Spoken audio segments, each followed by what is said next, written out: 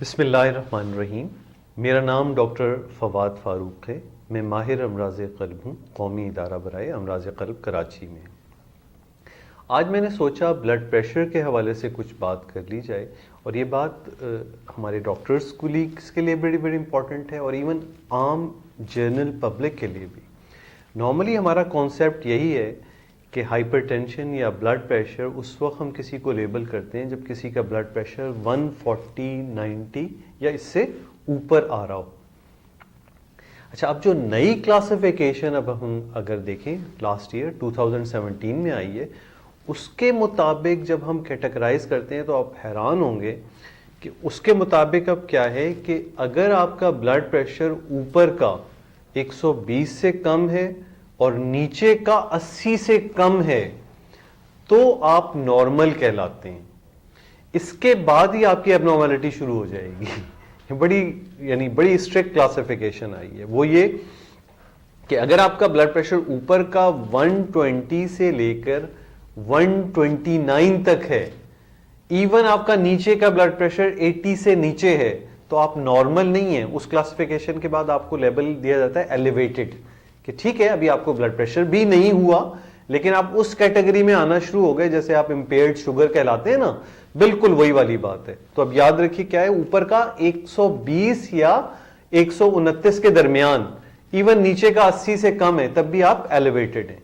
اور جو سٹیج 1 یعنی آپ بلڈ پریشر کا مرض کہاں سے لیبل ہو رہا ہے, اگر آپ کا اوپر کا بلڈ پریشر 130 to 139 ہے اور نیچے کا بلڈ پریشر 80 to 89 ہے, تو آپ سٹیج 1 ہائپر ٹینشن کے مریض کہلائیں گے.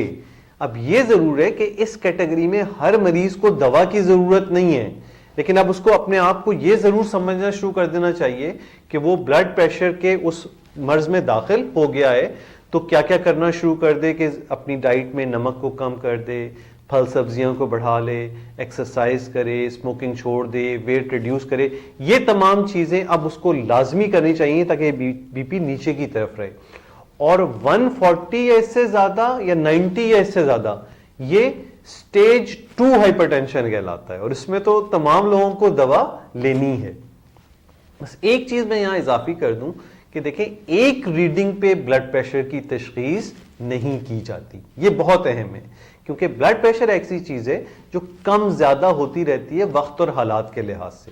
کبھی یہ ممکن ہے کہ آپ کا نارمل بلڈ پریشر 110/70 ہی رہتا ہو, لیکن آپ گھبرائے ہوئے ہیں, آپ غصے میں ہیں, آپ بہت گرمی میں ہیں, یا ایسے انوائرمنٹ میں ہیں جہاں آپ کے بی پی چیک کیا گیا تو وقتی طور پہ 140/90 آ گیا, تو اس بنیاد پہ کسی کو اس ایک ریڈنگ پہ آپ اس لیبل میں نہ ڈالیں.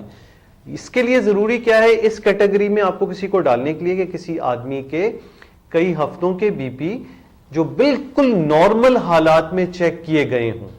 اگر وہ ان کیٹیگریز میں آ رہے ہیں تو پھر وہ اس طرح کہلائے گا کہ 120 سے 80 سے نیچے ہے تو نارمل, 120 سے 129 تک اوپر والا, چاہے 80 سے نیچے والا ایلیویٹڈ, 130 سے ابو 130 سے 139 اور 80 to 89 نیچے والا, یہ سٹیج 1, اور 140 ہے اس سے ابو یا 90 ہے اس سے ابو نیچے والا, یہ سٹیج 2 ہائپر ٹینشن. شکریہ بہت بہت سننے کا.